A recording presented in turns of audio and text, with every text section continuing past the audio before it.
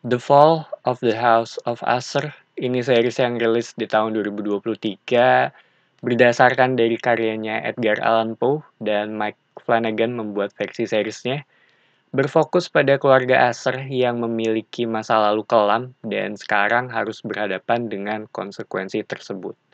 Kurang lebih seperti itu dari sisi premisnya, dan sebelum gua nonton, ekspektasi gue lumayan tinggi ya untuk series ini karena ada nama Mike Flanagan di sana. Sejauh ini gue sendiri sih terhitung suka untuk seri-series horor yang dia buat gitu. So far sih gue paling suka dengan Midnight Mass ya. Dan dia juga sering menggunakan aktor-aktor yang sama dari series-seriesnya dia gitu. Kurang lebih mirip lah dengan Nolan. Jadi ketika gue ngeliat ada series baru dari dia, gue langsung tertarik. Ditambah ada nama Edgar Allan Poe juga di sini yang bisa dibilang salah satu penulis gotik terkenal ya. Mungkin tuh ada Telltale Heart yang nempel di kepala gue kalau ngomongin Edgar Allan Poe. Terus ada nama Annabelle Lee dan burung gagaknya sama kucing hitam, di mana dua hewan ini menjadi salah satu simbol juga di sini.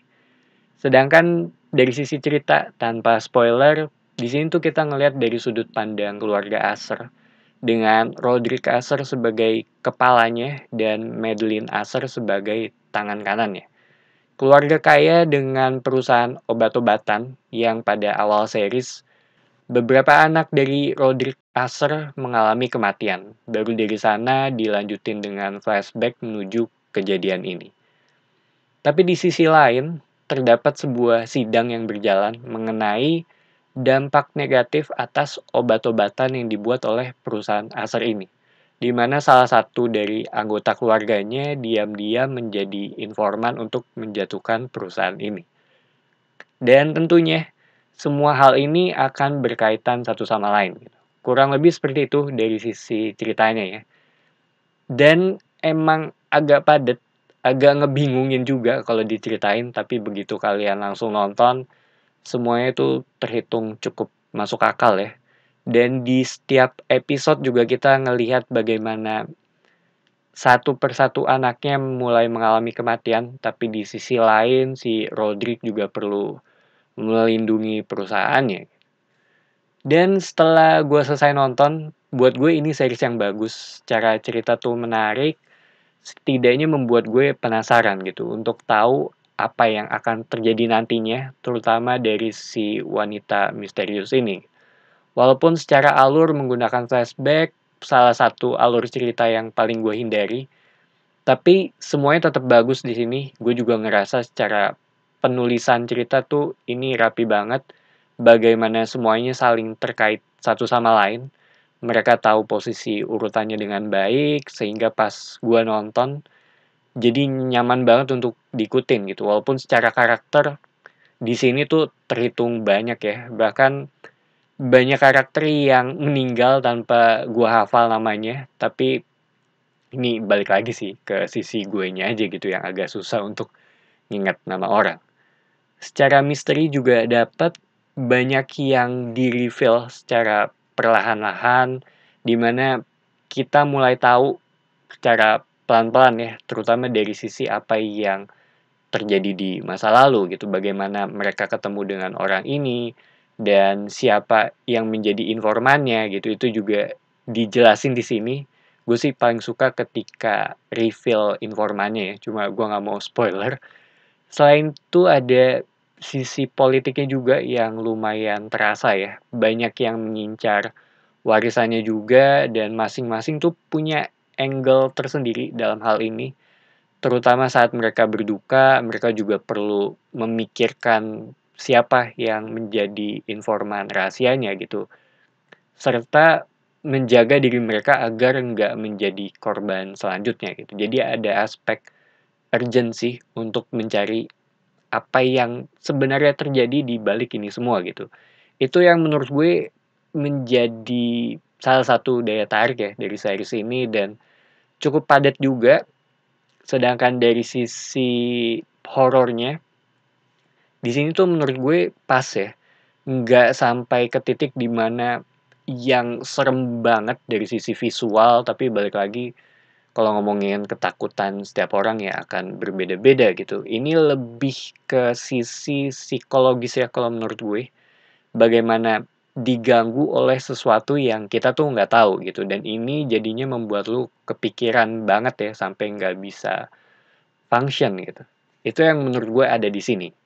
Sedangkan jump scare, nah ini mereka tuh terhitung jarang ya kalau buat gue untuk ngasih jump scare, tapi ada beberapa yang kena banget di gue. Kagetnya tuh sama levelnya kayak pas nonton episode akhir Hill House ya kalau nggak salah, yang adegan di mobil itu. Jadi jadi tuh ya, series ini tuh sering ngebuat gue fokus banget dari sisi ceritanya, bener-bener sampai mantengin layar dan tiba-tiba muncul sesuatu gitu. Dan kadang gue lupa kalau ini tuh series horor ya. Karena dari sisi dramanya juga terhitung menarik dan cukup kuat juga. Jadinya ya gue beberapa kali kaget karena hal ini gitu. Sedangkan dari sisi tema yang mereka bawa, buat gue apa yang mau disampaikan itu adalah konsekuensi dan keserakahan gitu. Dimana setiap tindakan kita ya akan ada konsekuensinya gitu, dan ini termaksud salah satu topik yang gue suka, gue lumayan sering ngebahas di konten-konten gue juga sebelumnya. Cuma yang bahaya adalah orang tuh kadang suka jarang menimbang-nimbang konsekuensi akan tindakan mereka gitu. Bahkan ketika kalian bernafas saja, konsekuensinya adalah ya jatah oksigen orang lain yang akan berkurang. Sesimpel itu sih kalau menurut gue. Terus ada keserakahan juga, ini yang menurut gue udah kelihatan banget sih sejak awal series.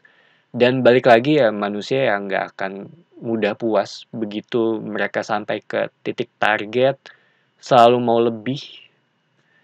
Dan kalau ngomongin dari sisi teknis, ini opini gue ya. Ini tuh terhitung series yang rapih. Gue suka pewarnaannya, color palette-nya tuh enak banget untuk dilihat. Karena ya emang gue suka dengan warna seperti ini juga gitu. Jadi ya agak sedikit bias sih.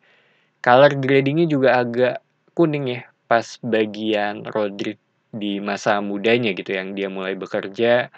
Dari sisi posisi kamera juga oke kalau menurut gue, mereka nggak banyak pergerakan sana sini, jadi ada di satu titik aja dan cut sana cut sini.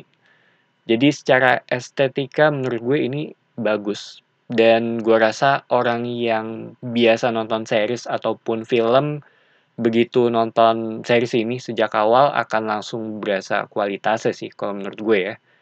So, The Fall of the House of Usher, buat gue ini series yang bagus, simple tapi padat dari sisi cerita, misterinya juga dapet kalau menurut gue, horornya juga ini tuh horor yang masih bisa dinikmati semua orang. Secara estetika juga bagus, menarik untuk diikutin dan menghibur juga gitu, karena menurut gue ini hal yang penting.